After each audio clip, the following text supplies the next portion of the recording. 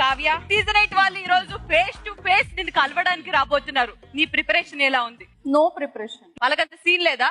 అంతే. కావ్య గారు నాకు సీన్ లేదా? నాటకాలు వద్దు, వెళ్ళక్కడ. ఈ రోజు కావ్య